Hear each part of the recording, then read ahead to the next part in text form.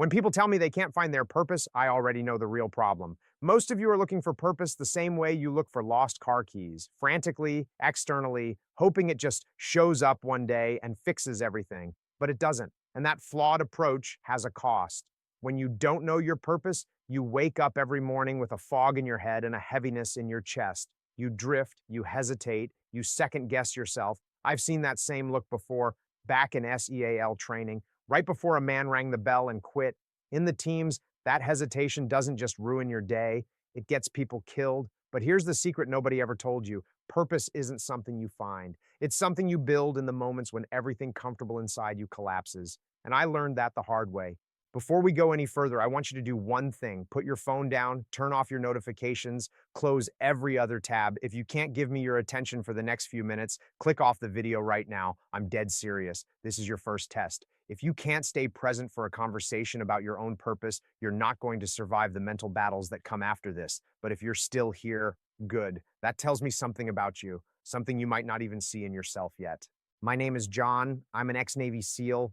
I spent over a decade in the world's most elite special operations environment, operating in places most people would never volunteer to step into. Out there, purpose isn't a cute idea you write on a vision board. It's mission readiness, it's clarity under fire, it's knowing who you are when the chaos hits. And I'll tell you this right now: nothing in this video is self-help fluff. I'm not here to motivate you. I'm not here to give you a warm little speech about following your passion. I'm here to give you the same battlefield-tested framework that kept me alive. If you apply this for just 7 days, only 7, you will feel your mind snap into place. You will feel your confidence rise, your hesitation drop, and your internal compass start pointing somewhere real. Here's how we're going to do it. The strategy I'm about to teach you comes straight out of military operations, 3 phases. Phase 1, identify the objective, the real one, not the one you think you should have. Phase 2, strip away the noise, the mental fog, the emotional clutter, and the distractions that are killing your momentum. Phase 3, commit to the micro mission, the daily battlefield where purpose is actually built. By the time we're done, you'll understand how purpose is created the same way we built discipline in Buddhist, through clarity, pressure, and action. Before we move forward, I want you to drop one thing in the comments: I'm ready for the mission. That's your signal to yourself, not to me. Your first micro commitment, your first step into a different kind of life. Now lock in, because we're going straight into the moment that taught me what purpose really is. And it didn't happen in a classroom. It happened when men around me were quitting, fear was kicking in, and comfort was nowhere to be found. Let's begin. Most people think purpose is something you stumble into, like a lucky break or a sign from the universe. I hear it all the time. John, I'm just waiting for clarity, or I'm hoping something will show me what I'm meant to do. And every time I shake my head, because that mindset is the exact reason so many people feel lost. You're expecting purpose to walk up, knock on your door, and introduce itself. You're waiting for inspiration. You're waiting for motivation. You're waiting for a moment that magically rearranges your entire life. That's the mistake almost everyone makes. You're searching externally for something that can only be built internally. In the civilian world, this misunderstanding might cost you time, progress, and confidence. But in the teams, it can cost you your life. And I learned that brutal truth during a mission briefing that went south fast. We were gearing up for a night operation in a region where the terrain shifted like a living organism: dust storms, low visibility, unpredictable movement patterns, the kind of environment where hesitation eats you alive. I looked around the room and saw something subtle but dangerous: guys nodding along, but not actually locked in. They were waiting for clarity to come later, during the mission itself. They hadn't built it. They were hoping it would click once boots hit the ground, and that's a fatal assumption. When we launched, that assumption hit us like a brick. About 15 minutes into the movement, the point man hesitated at a fork in the terrain. 2 paths, both of them unfamiliar thanks to shifting winds. His pause was only a couple of seconds, but in our world, a couple of seconds is all it takes for everything to unravel. The team stalled behind him, radios began to fill with static and confusion, and we lost the momentum that keeps you safe during a hostile approach. That moment, that tiny gap where clarity was missing, created a ripple that set the entire mission off balance. We recovered, but not because clarity magically appeared. We recovered because we defaulted to what we'd trained, what we'd built long before the mission even started. That's when it hit me. Purpose isn't discovered in the moment. Purpose is prepared. Purpose is built. Purpose is trained. The same way you don't wait until a gunfight to learn how to aim, you don't wait for life to hand you direction. You create it through what we call the operational mindset. And this mindset is simple: Clarity is a responsibility, not a gift. It's something you construct piece by piece through decisions, discipline, and self-honesty. When civilians talk about purpose, they talk about feelings. I don't feel inspired. I don't feel aligned. I don't feel ready. But in the teams, we don't base anything on feelings. Feelings are unstable. Feelings are fog. If your purpose depends on how you feel, you're guaranteeing inconsistency. The operational mindset forces you to ask different questions. What is the objective? What tools do I have? What obstacles are coming? What do I commit to regardless of mood? Once you start thinking like this, purpose stops being this mystical, floating idea. It becomes solid, it becomes simple, it becomes actionable. I tell people all the time, you don't find your purpose, you define it, you refine it, you reinforce it. Purpose is not a treasure buried somewhere in the world. It's a weapon you forge inside yourself. And the day you stop waiting for clarity and start building it, that's the day your life stops drifting and starts moving with precision. That failed briefing taught me a lesson I never forgot. Confusion is the default state of the unprepared mind. Purpose is the antidote, but only if you build it. When people ask me, John, how do I find my purpose? They expect something mystical, some vision, some lightning strike. That's not how we did it in the teams. In my world, purpose is not poetry. It's a process. It's a military process, and it works whether you're kicking indoors or sitting in a quiet apartment wondering what the hell you're doing with your life. I'm going to walk you through the exact framework we used over and over again on real operations where clarity wasn't a luxury, it was survival. The first step is simple to say, hard to live. Identify the objective. In the military, before a mission, we don't say, let's just go out there and see what happens.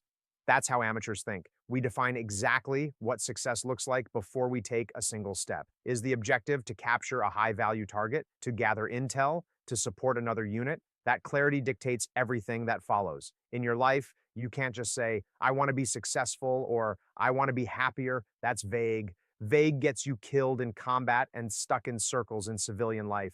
You need a clear, defined objective. Get out of debt, build a business, rebuild your health, become a present father. You have to be brutally honest and precise. The second step is assess the terrain. In the teams, terrain is more than dirt and rocks. It's weather, enemy movement, local population, the time of night, the route in and the route out. It's all the invisible factors that become very visible when you ignore them. In your life, terrain is your current reality. Your skills, your weaknesses, your environment, your time, your responsibilities, your bad habits, your support network. Most people either overestimate themselves or underestimate their obstacles. Both are dangerous. Assessing the terrain means you strip away fantasy and look at what's actually there. Then comes define the mission. The mission is the bridge between your objective and your actions. It's the specific plan, who is doing what, when, with what resources, and in what sequence. For a SEAL platoon, that might mean insert at this time, move along this route, establish overwatch here, breach here, exfil along this corridor. In your life, defining the mission means breaking your objective into clear, executable steps. What you will do this week, today, and in the next hour. You don't just say, I'll get in shape. You define it. 3 workouts this week, no sugar after 6 p.m., in bed by 10:30. Mission parameters, no guesswork. The last step is the one that separates operators from spectators. Commit without hesitation. Once the objective is identified, the terrain is assessed, and the mission is defined, there's no more debating, no more overthinking, no more waiting for the right feeling. In the teams, once we launch, we are all in. Doubt gets parked, emotion gets managed, and if the plan needs to adapt mid-mission, we adapt fast, but we never go back to paralysis. In your life, this means you stop constantly renegotiating with yourself. You execute, you adjust on the move, but you move. Let me give you a real example of how this framework played out when it wasn't a theory, it was life or death. We were tasked with a night operation to capture a high-value target in a small compound on the edge of a hostile village. Intelligence reports were inconsistent, the layout wasn't fully confirmed, and there were signs of enemy movement in the area. The kind of mission that can turn into a mess if your mind isn't sharp. We started with identifying the objective. This wasn't a clear everything mission or let's see who we find mission. Our primary objective was to detain one specific individual alive and gather any immediate intel he had on upcoming attacks. Everything else was secondary. That clarity stripped away a lot of noise. We weren't there to be heroes. We were there to complete a precise task. Next, we assessed the terrain. We studied satellite imagery, old patrol reports, weather forecasts, local patterns of life. We knew that on that particular night, there would likely be limited moonlight, which was good for us, but also meant increased risk of tripping literal and metaphorical wires. There was one main route into the village, predictable and heavily watched, and a less favorable route over uneven ground and a dry riverbed. The second route was tougher physically, but lower risk of early detection. We factored in the wind direction, possible dog barking, even how sound would carry off the walls of the compound. That's terrain, not romantic. Critical. Then we defined the mission in detail. Insertion via the harder, quieter route. Two elements, one support, one assault. Support element to establish overwatch positions on the high ground, covering likely escape routes and providing immediate suppression if things went sideways. Assault element to approach the compound, breach the outer wall at a specific point we believed was structurally weaker, secure the target building, isolate the room where our HVT was most likely to be, and execute a controlled, deliberate search. Comms protocols, call signs, contingencies for civilians, contingencies for IEDs, contingencies for a dry target. That level of planning didn't happen by accident. It was the mission defined in such detail that every man knew where he fit in the machine. Finally, when it was time, we committed without hesitation. The decision had already been made in the briefing room. There was no space for new doubts in the helicopter or on the ground. We launched along the harder route. Halfway through, we detected unexpected movement near the village entrance, exactly where we would have been if we had chosen the easier path.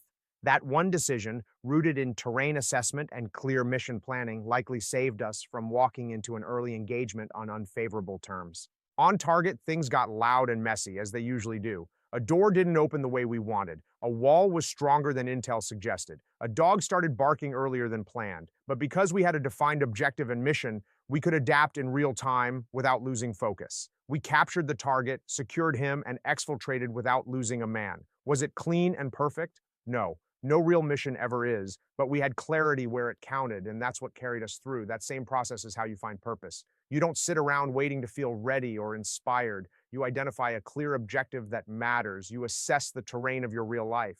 You define a mission you can execute. Then you commit without hesitation. You don't need a uniform or a rifle to live this way. You just need the courage to stop treating purpose like a mystery and start treating it like a mission. Most people think discipline is some rare personality trait, like a gift a few lucky people are born with. They look at someone consistent, focused, and driven, and they say, he's just built different. But he's not, and I'm not. Discipline isn't genetic, it's forged. It's the bridge between who you are right now and who you say you want to be. Without it, purpose collapses into wishful thinking. With it, purpose becomes a weapon. And I learned this not from motivational speeches, but from days when my body wanted to quit so badly that my vision blurred and the world narrowed to the size of a needle. Because in the teams, discipline isn't optional, it's survival. During Bud S, there was a moment when I thought I was done. It was cold, the kind of cold that doesn't just hit your skin, but invades your bones. We'd been running, crawling, swimming, carrying boats over our heads for hours. I was covered in sand, bleeding from places I didn't even know could bleed, and every voice inside me was begging to stop. That's when an instructor walked past me and yelled something I've never forgotten. You're at 40%. At the time, I didn't understand it. I thought he meant I was failing. But he wasn't talking about performance. He was talking about the human mind. He meant that when you think you're done, when your mind is screaming to quit, you're actually only at about 40% of your true capacity. The rest is untapped, locked behind mental friction, fear, discomfort, ego. That rule changed my life because once you realize your limit isn't real, you stop giving up when things get hard. What I want you to understand is this: discipline is built in the moments when your mind says stop, but you choose one more step anyway. That's it. It's not glamorous, it's not loud, it's the smallest, quietest decisions repeated until they become part of your identity. Purpose expands every time you push past that internal stopping point. Every time you ignore the voice that says, do it later, your mission becomes clearer. That's why so many people never find their purpose. They never push far enough to uncover it. They quit at 40%. They never find out what's waiting at 41. In civilian life, people think discipline is about motivation. It's not. Motivation is emotion, discipline is identity, and identity is built through micro commitments. Let me give you an example. I once worked with a guy who said he wanted to get in shape, rebuild his confidence, and stop waking up every day feeling like he was failing himself. He had a big goal, but no discipline behind it. So I told him something simple: Your mission today isn't to become a new man, it's to walk for 10 minutes. That's it. 10 minutes, no excuses. The next day, 10 minutes again. The day after that, 11. We weren't trying to build a perfect routine. We were building his identity, a man who shows up for himself. Micro commitments are the civilian version of the small missions we executed constantly in the teams, tiny movements with massive strategic impact. You don't start with the hardest thing. You start with a task so small you can't justify skipping it, and then you execute. That repetition reshapes you. After a week, that guy wasn't just walking, he was waking up earlier, eating differently, holding his head higher, not because he had a new plan, but because he had a new identity. He stopped being the man who quit at 40%. If you want unbreakable discipline, you have to stop negotiating with yourself. Every negotiation weakens your identity. Every execution strengthens it. The 40% rule isn't about pushing until you break. It's about realizing you haven't even started. It's about meeting the version of yourself who lives beyond that internal barrier, the one with real purpose, real resilience, real direction. Discipline is not the hard thing. Discipline is choosing the hard thing long enough for it to become the easy thing. And when it does, when you cross that invisible threshold where effort becomes identity, that's when you become unstoppable. That's when your purpose becomes non negotiable. That's when your life stops drifting and starts advancing like a mission you're committed to winning. And it all starts with one micro commitment you execute today, not tomorrow, not when you feel ready, but right now. Most people think purpose is something you feel, like a burst of inspiration that hits you in the morning and pushes you through the day. But purpose doesn't work like that. Not in the real world, not in the teams. Purpose only matters when it becomes daily action. And daily action only happens when you treat your life the same way we treated every mission, with clarity, structure, and ruthless consistency. Your purpose becomes real, not when you understand it, but when you operationalize it. When you turn it into a daily mission, you execute whether you feel like it or not.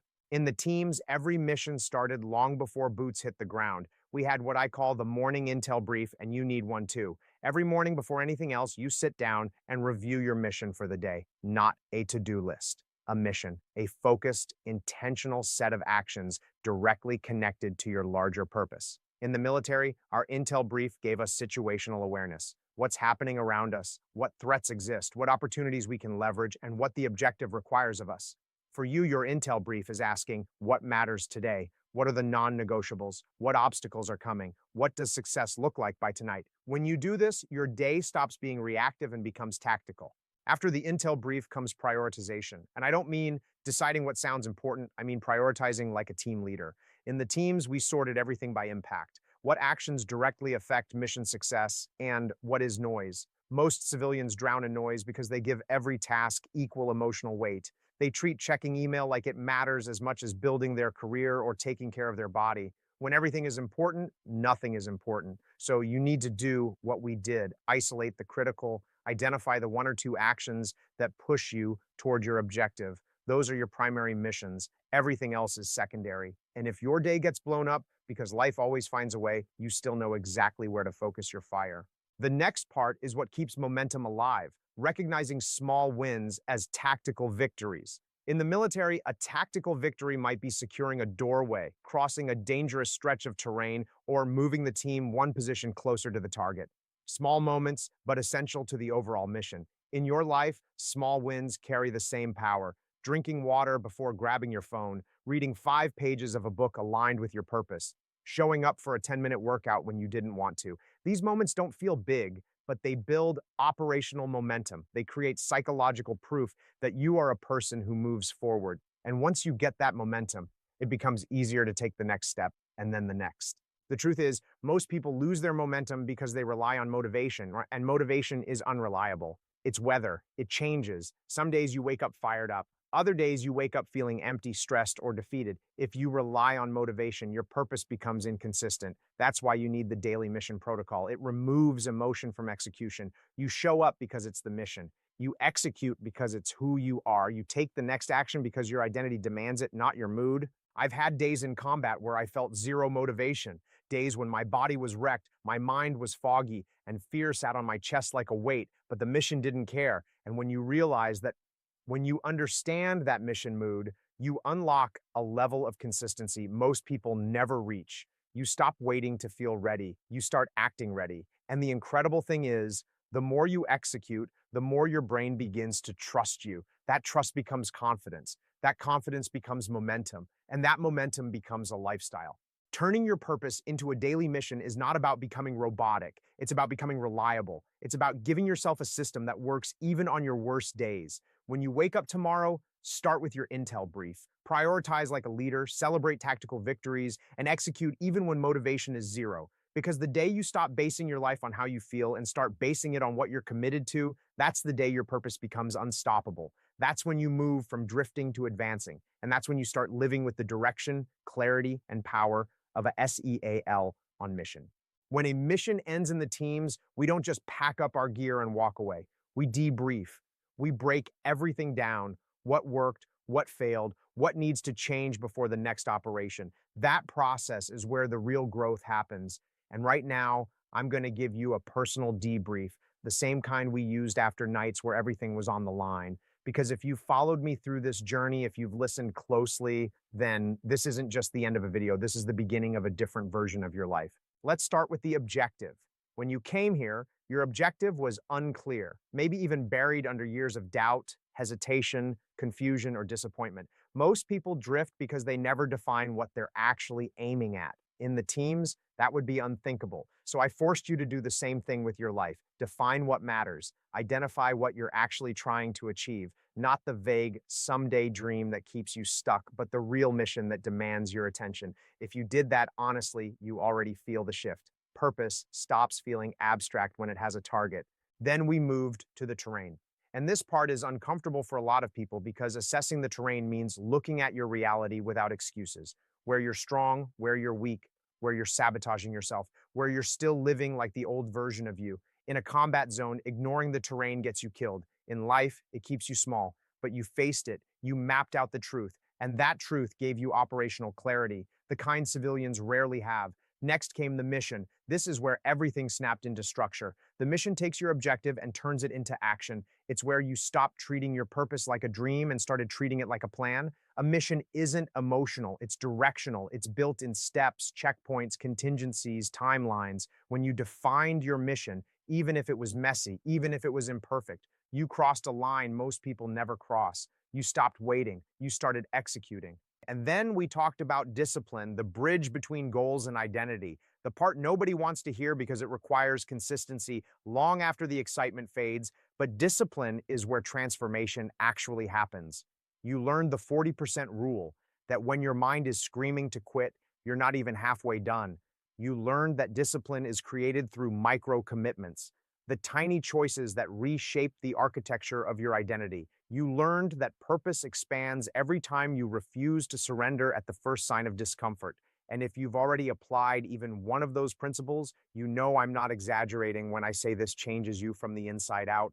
Finally, we turned purpose into a daily mission, not a feeling, not inspiration, a protocol, a system, a structured way of moving through the world. Your morning intel brief, your prioritization like a team leader, your tactical victories, your execution even when motivation is at zero. That's what separates operators from spectators.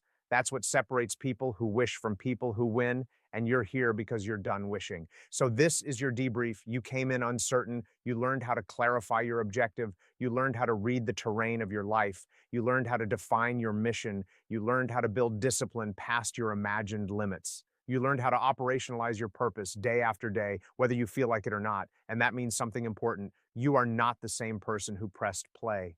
There is only one thing left, one final call to action, and I'm not saying it lightly because this is the part that determines who you become after today. You don't wait for purpose, you create it. Now step forward.